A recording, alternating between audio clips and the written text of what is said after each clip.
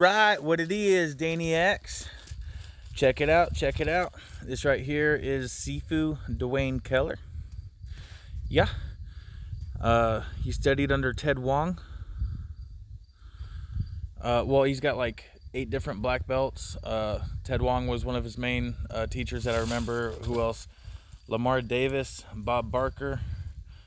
I can't remember them all, but all of his black belts came from Bruce Lee's top students. He's down in Citrus County, Florida, so he's even worth driving out of state for.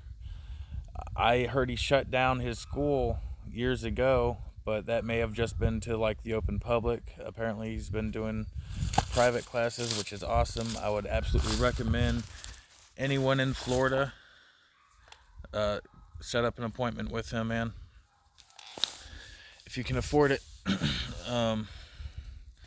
So he's definitely worth it, man.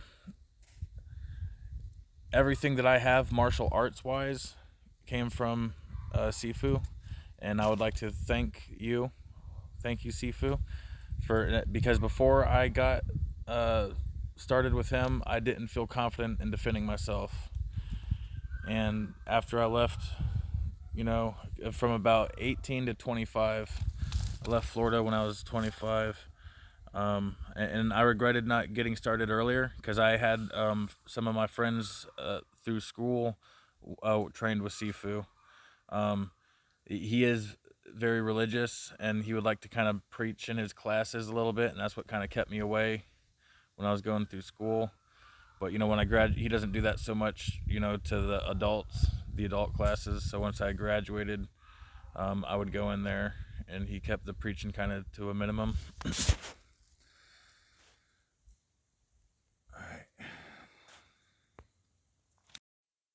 But I love you, Sifu. Duane Keller, man, he gave me everything that I mean. I don't claim like my style. My style is Dan Fu, because I take what I can from anything that I can. So lately I found 52 blocks in the last couple years, and they definitely have different motions. Totally different than what I'm used to in Jeet Kune Do, and the different motions in 52 blocks kind of fills in some of the movement holes that I perceived in Jeet Kune Do. Okay, so I just mix them together, plus a little rave in there. You gotta put the music in there with it. You gotta put the fucking dance in there with it. You gotta have your own rhythm with it, even if it's a fuck ass burnt brownie cracker rhythm like what I got. I'm half black, half brown, half white. It's cool. What it is, honky. Let's roll with it.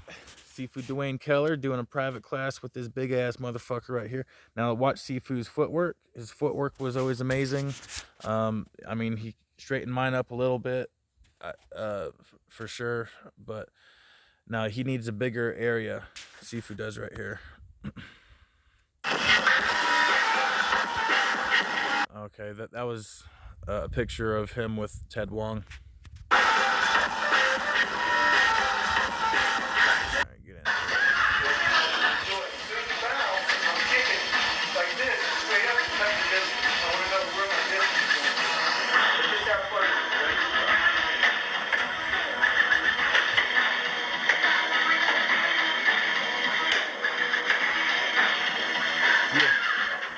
Yeah.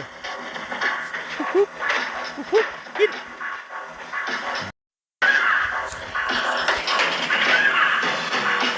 Try not to use that stuff. Yeah. I'm trying everything I can. That's good. Right, see, it is helping me, because all of a sudden it'll take off the pot, see? I can't get over in that pocket. Now, back when I trained with him, it was at least, I don't know, 15 years ago or so. He was old, like around in his 50s or so he's got to be in his late 60s by now, and I just bring that up because look how well he moves, man. Like I say, I expected to pull up old videos from years ago. I didn't know he was putting new stuff out, so you can definitely expect me. I'm going to be going through all of his videos to review, and y'all can do that with me. And I'm just purely selfishly, because that's what I'm doing here, man. I'm doing what I love, man, and I am loving this shit right here. Just watching him go with this guy, watching him show this guy's same stuff that he's shown me, you know. I'm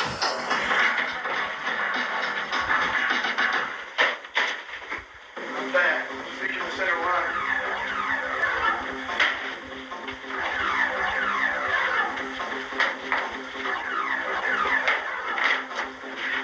That's right.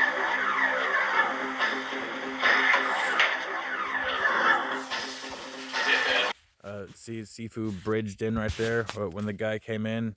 He jet text, which is a check, you know. But that's one of the things about Jeet Kune Do is just the strategy behind it. It's not just the techniques; it's the strategy. And I think if Bruce Lee was reborn in this time, you know, where he could grow up in the grappling stuff, he would dominate.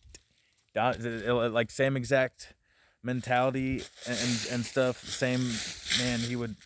And a lot of people would disagree with me on that. Chill, son. Chill, son. You know what, Chill? All that shit you talked on Bruce Lee, I'm going to speak for all the Bruce Lee fans around the world, and I think that's actually Chill's number one troll that he started doing when he was young. And if you guys watch Chill, you know. So, like, as a kid, man, Bruce Lee, man, that's where it's at. That's what everyone wanted to be. I look at Alex Caceres in the UFC. They call him Bruce Leroy, man, and he fights like Bruce Lee, man. It's awesome. Like, he was totally inspired by him, just like the rest of us, man. If you ask most kids what was their main inspiration, especially, you know, from around my generation, they're going to tell you Bruce Lee, okay? And now these days we have a new one. His name is Francis Ngannou. A real life, better than Rocky story because it's real life. And also, not only that, but the storyline behind Rocky, you put that next to the storyline behind Francis Ngannou, man, I mean, if you know, you know. So I'm just saying, okay, so for me, the godfather of mixed martial arts, I would say, is Bruce Lee, the original, but he hasn't been with us for a while. So the modern godfather that is real life, you know, icon living among us right now, you know it, Chael Sonnen, you know it. I mean, how many people have a belt? Okay, now how many people have totally influenced the entire sport? Okay, Chael don't need a belt. Chael is the belt. Chael set the bar. He showed everyone how to get the belt. You know, Chael's the one that gave the belt the meaning to begin with. Okay? And if you know, you know. I mean, it was a weird time back then when he fought Anderson Silva, because you would think, oh, okay, Silva is the favorite right off the bat. But in most cases, had it happened a couple fights ago before when it actually did, sure, maybe, but motherfucker.